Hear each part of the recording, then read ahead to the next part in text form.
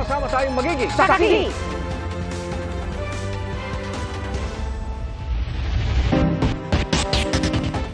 Malaysia, Singapore at Indonesia.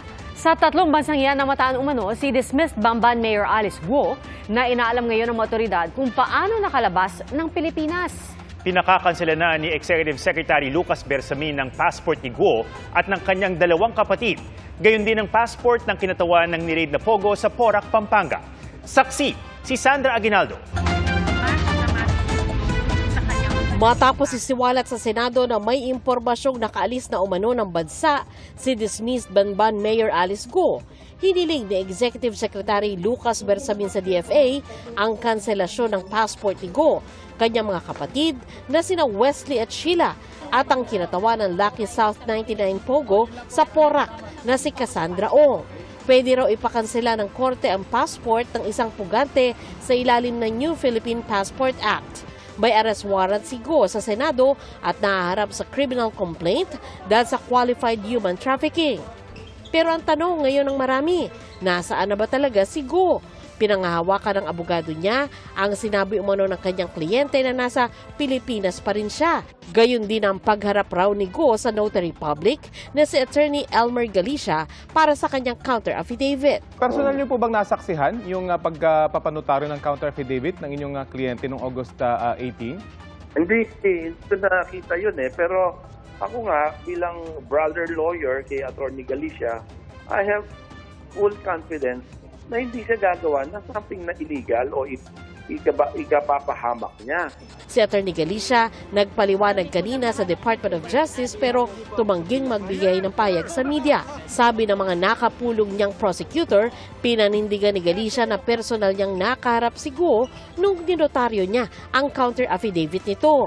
Isang kaalan umano ang nag-ayos ng pagpapanotaryo. On August 14, 2024, at around 7 o'clock p.m., nung dumating siya sa opisina, nandun na isang Land Cruiser, on board is Miss Alice Guo. Nakausap sila ni Alice Guo dun sa baba ng kanyang opisina, nakita niya, at nagpresenta ng driver's license si supposedly Alice Guo sa kanya. Pero kung pagbabatayan ang impormasyong nakuha ng Bureau of Immigration, sa petsang yan, wala si Guo sa Pilipinas. Walang record ng pag-alis sa bansa ni Guo, pero may record daw ang Malaysian Immigration ng pagdating ni Guo sa Kuala Lumpur noong July 18. May record din ang pagdating niya sa Singapore noong July 21. At August 18, may record din ng kanyang pagdating sa Batam, Indonesia. Yung most recent po is August 18, which is the other day lamang. Lumipat po siya, including her group po with Sheila Leal Guo, Wesley Leal Guo, and Cassandra Leong, papunta naman po ng Indonesia. May mga nakuha ring larawan ang Presidential Anti-Organized Crime Commission ni Alice Guo, mga kapatid na sina Sheila at Wesley, at ni Cassandra Ong nang dumaan sila sa immigration area sa Singapore. Bago pa raw nakarating na Singapore, ay dumaan pa raw ito sa Indonesia at Malaysia base sa nakuha nilang impormasyon. Doon sa mga natatanggap naming reports sa mga counterparts natin sa ibang bansa, lumalabas talaga na nakalabas na ng bansa si Alice Guo. Definitely, hindi sila kukuha ng eroplano na galing sa Pilipinas dahil mabubuko sila. Pwedeng ang nangyari dyan, nag-hire sila ng chartered plane from outside sa bansa natin, tapos kung may hinatid dito, tapos sila na yung backload palabas. So walang record. Batay sa intel ng immigration, may flight pabalik ng Pilipinas si Guo. Upon verification po, wala pong sumakay doon sa aircraft na yun, pabalik po ng Pilipinas, and it got us asking the questions na bakit siya may ticket galing sa labas papasok ng bansa when our record states that she is still in the country? Bagaman posibleng backdoor o iligal na daanan ang ginamit ni Guo para makalabas ng bansa, iniimbestigahan pa rin ng immigration kung mula sa hanay nila ang nagpalusot. Pinaimbestigahan na rin ng DOJ sa NBI at immigration ang pag-alis ni Guo. Babala ni Justice Secretary Jesus Crispin Remulla sa BI kung may tauhan ito na sangkot sa pagtakas umano ni Guo, lumantad na sila at magsabi ng totoo. Kung hindi ay personal na titiyakin daw niya na may mananagot. Aalamin din kung may papel ng kampo at mga abogado ni Guo sa kanyang paglabas ng bansa. Nag-reply ako sa sinasabi niya, assurance ko sa akin Sabi niya, nandito naman siya sa Pilipinas. Although personally, hindi ko naman siya nakita. Ang PNP, nakipag-ugnayan na raw sa foreign counterparts para matuntun si Go. Ang NBI naman, maingat sa pagkumpirma kung ang dismissed Banban Mayor nga ang na-monitor na umalis na bansa. Bine-verify pa nila ang lumabas na dokumento mula sa Malaysia, lalo't wala itong kalakip na imahe ng pumasok sa kanilang bansa. Very high-tech ang Malaysia. Hindi pa pwedeng walang image. Pagharap mo pa lang sa counter, kita na agad yung mukha mo, yung dalawang fingerprint mo, dalawang index finger. So we are still checking the veracity of the report. Kung meron silang fingerprint na pumasok nga sa Malaysia, pumasok nga sa Indonesia, give us the fingerprint and we will check kung siya nga yun. Ang COMELEC naman tuloy ang investigasyon sa posibleng kasong misrepresentation laban kay Go.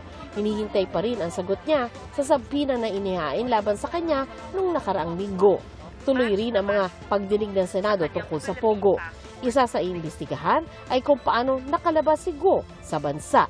Para sa GMA Integrated News, Sandra Aguinaldo ang inyong saksi. Pasado na sa komite sa Senado ang mahigit 2 bilyong pisong proposed budget ng Office of the Vice President para sa 2025. Pero bago yan, nagkainitan sa gitna ng pagdinig sina Vice President Sara Duterte at Senadora Risa Hontiveros matapos matanong ang tungkol sa children's book na isinulat ng bise at gagastusan ng 10 milyong piso ng gobyerno. Saksi, si Marisol Abduraman. Madam Chair, hindi ko maintindihan yung ugali ng ating resource person. Hindi ko rin maintindihan ang ugali ni Senator Risa Hontiveros. Sa gitna ng pagdinig ng Senado kaugnay ng 2025 proposed budget ng Office of the Vice President, nagkasagutan sina Vice President Sara Duterte at Senadora Risa Hontiveros. Nagugat ito sa tanong ni Hontiveros tungkol sa nilalaman ng children's book na sinulat ng bise at gagastusan ng 10 milyong piso para ipamahagi sa mga estudyante. Madam Chair, this is an example of politicizing the budget hearing through the questions of a senator. Ang problema niya kasi, nakalagay yung pangalan ko doon sa libro. At yung libro na yan, ibibigay namin doon sa mga bata. At yung mga bata na yan, may mga magulang na boboto. At yung pangalan ko ay nagkalat doon sa kung saan man ibibigay yung libro. Madam Chair, hindi ko maintindihan yung ugali ng ating resource person. It is a simple question. Paulit-ulit na this is politicizing. Ang VP ang nagbanggit ng salitang boboto. Wala akong sinabing boboto. Usually, ang resource persons natin ay nagbibigay ng parehong institutional courtesy sa legislature na ibinibigay natin sa executive. I don't appreciate this kind of attitude. Hindi ko rin maintindihan ang ugali ni Senator Risa Hontiveros. And I do not appreciate, ano yung sinabi niya? I do not appreciate this kind of behavior and attitude. Naungkat pa pati ang minsang paghingi raw ni Hontiveros ng tulong kay VP Sara nung mayor pa siya ng Davao noong 2016. Madam Chair, noong 2016, tumatakbo si Senator Risa Hontiveros na senator, nakailang talo na siya. So, Dalawa, Madam Chair. Okay, dalawa. Natatakot siya sa pangatlong talo niya, kaya pumunta siya sa Davao. Humingi siya ng tulong. Nawa niya, siya ang pinakaunang umatake kay President Rodrigo Duterte. Anong tawag sa ugaling ganito? Dito na umawat si Finance Committee Chairperson Senator Grace Poe. I understand there's history among all of us here, but I think that we should really stick to the budget. 2.037 billion pesos ang hinihiling na budget ng Office of the Vice President. Pagpunto ni Hontiveros, karamihan dito ay nakalaan sa socio-economic programs, gaya ng medical, financial at education assistance. Kaya natanong ang bise kung ikukonsidera ba raw ng OVP na ilagay na lang sa line agencies ang pondo para sa mga proyekto ng OVP na meron din ang ibang ahensya. Para in sync sa priorities ng executive department sa halip na magkaroon pa ng hiwalay pero magkatulad naman na programa. Sabi ng bise, sa karanasan daw niya kapag nakasalalay sa ibang ahensya, napupolitika raw ang kanilang budget. Kapag meron po kaming nire-refer o binibigyan ng endorsement ng AIC sa DSWD, kadalasan po nasagot sa amin ay hindi pwede dahil galing yan sa Office of the Vice President at kalaban yan. Minsan po, totoo yan na pupolitika ang assistance para sa ating mga kababayan. Pasado sa komite ang hinihiling na budget ng OVP, pero bago matapos ang pagdinig, may hirit ulit ang bise. We would like to thank all the honorable members of the Senate for doing your work here in the Senate of the Philippines, except, joke lang ma'am. Magandang hapon. VP talaga. Consistent, Madam Chair. Pagkatapos ng hearing, nakapanayan ng media ang bise, particular tungkol sa umunay nilulutong impeachment complaint laban sa kanya. Pinag-uusapan nila, kahit na i-deny nila, pinag-uusapan ng members of the House of Representatives. It's openly discussed yung impeachment. Ano ba ang gusto nilang gawin? Gusto nilang pabagsakin ang pamilya Duterte sa politika. At hindi lang siguro politika, sa personal din. Dahil sinama nga nila yung asawa ko, di ba? He's a private individual, pero sinama nila sa harassment. Di raw siya natatakot ma-impeach. Wala naman daw talaga siyang plano nung tumakbo bilang bise. Kung hindi lang daw humingi ng tulong sa kanya ang magkapatid na sina Senator Amy at Pangulong Bongbong Marcos. Sabi nila, hindi kami mananalo kung hindi mo tutulungan kami sa Mindanao at sa Visayas. Pag paalisin nila ako dito, or impeach nila ako, hindi kawalan sa akin. At nang tanungin kung nagsisisi ba siyang tumulong kay Pangulong Marcos. Do I regret helping... do you want to answer the question? Or alam mo ba ang sagot? Para sa GMA Integrated News, ako si Marisol Abduraman, ang inyong saksi. Epektibo na ang ikalawang bugso ng dagdag toll sa South Luzon Expressway o SLEX.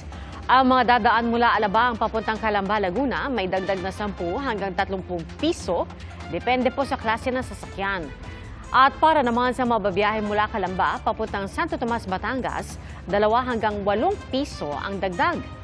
Simula naman sa August 31, pagmumultahin na rin ang mga motorista na daraan sa tollgate na walang valid o kaya'y kulang ang load sa RFID device. Pinag-aaralan ang posibleng paghahain ng diplomatic protest o reklamo sa United Nations kasunod ng banggaan sa Escoda Shoal kung saan nagtamo ng pinsala ang mga barko ng PCG. Namataan naman ang ilang sasakyang pandagat ng China na nakapalibot sa BRP Teresa Magbanwa na nakahimpil sa Escoda Shoal. Saksi, si Chino Gaston. Mula Himpapawid, kita ang mga sasakyang pandagat ng China na nakapalibot sa barko ng Pilipinas na BRP Teresa Magbanwa sa Escoda Shoal. Sa bilang ng Philippine Coast Guard, 5 rubber boat at 3 speedboat ang nagpaikot-ikot sa paligid nito. Sa di kalayuan, nakaangkla naman ang CGV 5202 at 4303 ng China Coast Guard, bukod pa sa Chinese militia vessels. They are so afraid with their own narrative. Now we're going to reinforce our presence in Escoda Shoal and deploy additional vessel dito para samahan ng Teresa Magbanwa. Limitado ang supply ng barko, kaya kailangan itong hatiran ng supply ng tubig at pagkain. Pero kung nakaharang na sa palibot ang mga barko ng China, magiging mahirap daw ang pag-resupply. Mula pa noong Mayo, ilang beses nang inirereklamo at pinaaalis ng China ang BRP Teresa Magbanwa sa Escoda Shoal. As far as our enforcement is concerned, lahat ito ay alinsunod sa UNCLOS and of course sa 2016 Arbitral Award. Pero hindi ba tayo mahirap ang magbigay ng supply doon kung nakapalibot sila? Well, that may be a challenge, but that is something that we are strategically considering pa. Ang kumpulan ng mga barko ng China sa Escoda Shoal na mataan ilang oras lang matapos banggain ng China Coast Guard ang BRP Bagakay at Cape Engaño. Matinding pinsala ang iniwan nito sa ating mga barko. Sa kabila ng mga insidenteng ito, hindi raw maituturing na bagong flashpoint ang Escoda Shoal ayon sa Philippine Navy. Ang National Maritime Council ipinag-utos na sa PCG na mangalap ng ebidensya para sa posibleng paghahain ng isa na namang diplomatic protest. Ilang hakbang din ang pinag-aaralan gaya ng paghahain ng reklamo sa United Nations. Tungo sa hakbang na ito, ginawa na ring miyembro ng National Maritime Council ang Solicitor General. Gusto ring ireklamo ng Council ang anilay paglabag ng China Coast Guard sa UNCLOS at sa 1972 Convention on the International Regulations for Preventing Collisions at Sea. It is actually a code of conduct among seafarers. The principle behind it is to ensure safety among vessels at the high seas especially, para hindi sila magkabunggu-bungguan. But what happened is, sila pa yung went through the extreme of putting a vessel at risk. So it's ridiculous on their part. Pero wala raw planong Pilipinas na tapatan ang agresibong aksyon ng China. If you're referring to more kinetic actions, that would not be to the best interest of our country and of China and even in the region. So we're looking at this approach. We can never go wrong by using this diplomatic and peaceful approach. Ang pagbangga ng China Coast Guard sa mga barko ng Pilipinas nangyari 1 buwan lang matapos ang provisional arrangement para sa matiwasay na RORE mission sa Ayungin Shoal. Kaya pinag-aaralan ang pagpapalawak nito sa iba pang bahagi ng maritime domain ng bansa. Para sa GMA Integrated News, ako si Chino Gaston ang inyong saksi. Sa pahayag ng tagapagsalita ng Chinese Embassy sa Pilipinas, sinabi nila na ang 2 barko ng Philippine Coast Guard ang nanghimasok ng walang pahintulot sa Escoda Shoal na tinatawag na Shanbinjiao ng China. At sa kabila raw ng babala ng China Coast Guard, binangga raw ng PCG vessels ang mga China Coast Guard vessel. Ikinabahala ng netizens at ilang animal rights groups ang pagdaragdag ng bagong lion cub sa Manila Zoo. Pero iba naman ang pananaw dito ng isa pang grupo. Saksi, si Nico Wahe. Ipinakilala sa social media ng pamunuan ng Manila Zoo at ni Manila Mayor Hanny Lacuna ang bago nilang alaga, si Ayla, isang lion cub o babaeng baby lion. Dagdag daw si baby Ayla sa koleksyon ng mga hayop sa zoo. Pero hindi pa raw muna makikita ng publiko si Ayla dahil pinalalaki at pinalalakas pa ito. Pero sa comment sa kanilang social media post, may mga hindi masaya. May mga nangangamba na baka hindi maalagaan ng tama si Ayla. May mga humihiling din na pakawalan na lang ito sa wild. Baka rin daw matulad lang ito kay Mali na namatay noong 2023 sa edad na 49. Karaniwang umaabot sa 80 taon ng mga Asian elephant tulad ni Mali kapag sila ay under captivity at 60 taon naman kapag nasa wild.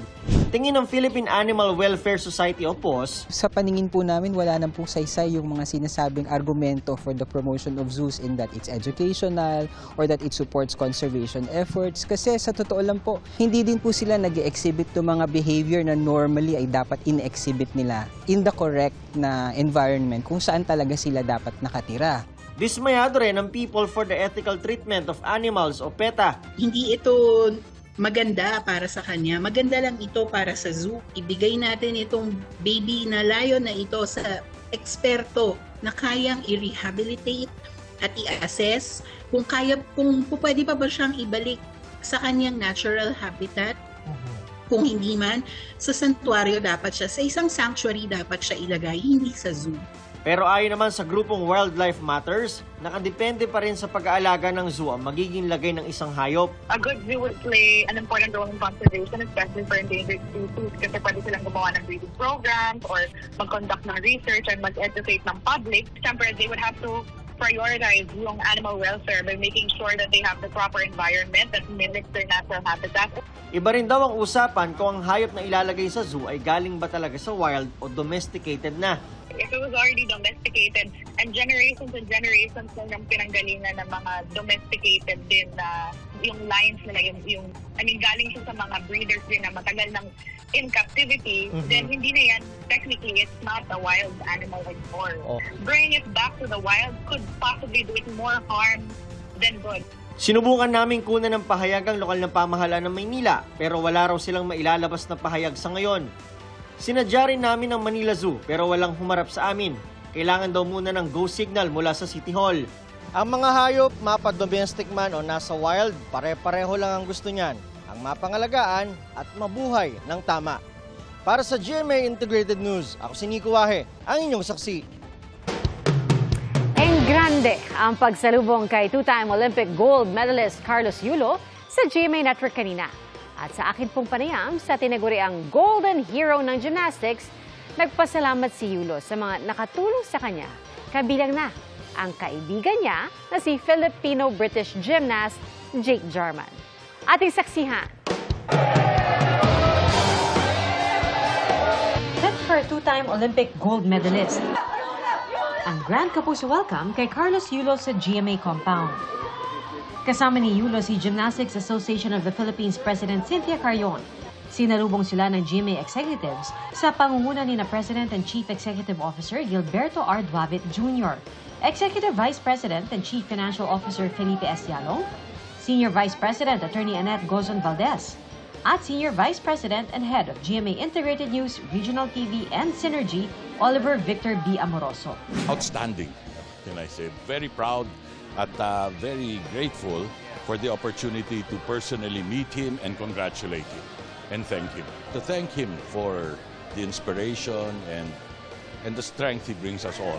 The hope he brings to everybody. The whole company is so proud of na-achieve ni Kaloy Yulo. So parang ang GMA, yung one of our core values is excellence and he excelled that. So we're so proud. Para kay Carlos, tila panaginip pa rin daw ang lahat ng nangyayari sa kanya matapos ang makasaysayang tagumpay sa Paris Olympics. Sa Olympics po talaga, gusto ko lang po manalo talaga ng medal. And yung medal po itself, yung pinapangarap ko po since 12 years old po ako. Super grateful po talaga sa naging journey ko. Ikinwento ni Carlos ang naramdaman sa pagsabak sa kanyang floor exercise routine. Bago kasi ako mag-start po sa floor, nakita ko na 14.9 plus yung score nung competitor po. I was like, focus na lang ako sa sarili ko. And then, pakita ko kung ano yung pinractice ko. Nagawa ko po. So, sobrang saya po talaga. Pero hindi ko alam na mag-gold ako. Tila mas mahirap pa raw para kay Carlos ang vault kung saan nakakuha rin siya ng gintong medalya. Isa raw sa nakatulong sa kanya rito ang kapwa gymnast at Filipino-British na si Jake Jarman ng Team Great Britain na itinuturing niyang malapit na kaibigan. Yung sa second vault ko po kasi nahihirapan talaga ako sa kanya, hindi siya consistent talaga. So nagpaturo po ako kay Jake nung nag-training camp po ako. And yeah, nakatulong naman po yung technique niya po talaga. Sabi ko, turuan niya pa po ako. Payag naman si Jake. Yeah. Sa kanyang karera, marami nang nakasama sa training si Carlos. Nagbigay rin siya ng mensahe sa kanyang Japanese coach noon na si Munehiro Kugimiya, pati sa mga tumulong na manirahan siya para magsanay sa Japan. Owen, arigatou gozaimashita. Hontou ni kokoro kara kansha shitemasu. Ano ibig sabihin nun? Maraming salamat po sa suporta and from the heart po. Nagpapasalamat po ako sa inyo lahat. Laking tuwa raw ni Carlos na sa kanyang pagbabalik bansa, nakabonding niya ang iba pang atleta ng Team Philippines. Excited po talaga ako na makita si Kuya Asia. Alam ko, nahirapan din po siya sa journey niya na to and super proud ako sa ginawa niya. Yung mga athletes po talaga natin, sobrang nire-respeto ko sila and ni-inspire po nila ako. Hindi raw inasahan ni Carlos ang engrandeng homecoming parade. Ngayon pa lang, pinaghahanda na nila ang pagsabak sa 2028 Olympics. If we can do it. I want him not to go alone, but to have a team of 4 other gymnasts. So I'm trying to look now for a foreign coach. Sa pagbabalik ng Golden Hero ng gymnastics sa bansa, maraming umaasa na ito na ang hudya ng Golden Era, di lamang ng Philippine Gymnastics, kundi ng Philippine Sports. Sinagot ni Gymnastics Association of the Philippines President Cynthia Carrion ang issue kaugnay ng hindi umanong pag-imbita sa iba pang Filipino gymnasts sa Heroes Parade at sa programa sa Malacanang. Sabi ni na Aliyah Finnegan, Emma Malabuyo at Levi Rui Vivar, hindi raw sila sinabihan kaugnay ng mga naturang aktibidad. Pero sabi ni Carrion, hindi rin daw niya alam na may inihandang Heroes Parade. I heard something that Carlos will have and the medalists. I thought it's only Carlos and the medalists. I didn't think all the Olympians will be invited. If I had known about it, you think I will not invite them? course I will. I'm proud of them.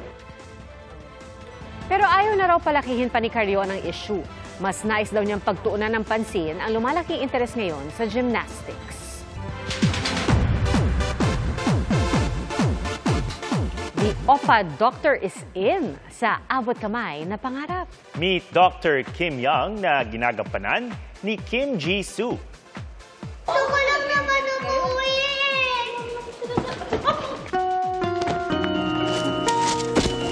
Classic. Abot kamay na K-League ang hatid ng unang pagkikita ng karakter ni Jisoo at ni Dr. Annalyn Santos played by Jillian Ward. Pinusuan na nga ito ng netizens at siniship pa ang dalawa.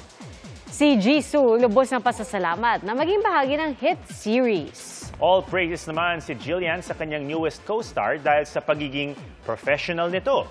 Sakaling magka-chance si Jillian, gusto raw niyang ipasyal si Jisoo sa kanyang hometown sa Pampanga at sa Puerto Galera. Mga kapuso, salamat sa inyong pagsaksi. Ako po si Pia Arcangel. Sa ngalan ni Arnold Clavio, ako si Ato Maraulio para sa mas malaking misyon at sa mas malawak na paglilingkod sa bayan.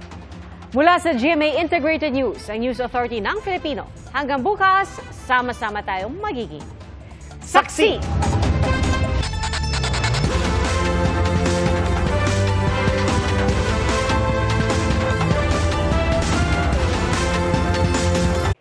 Mga kapuso, sama-sama tayong maging saksi.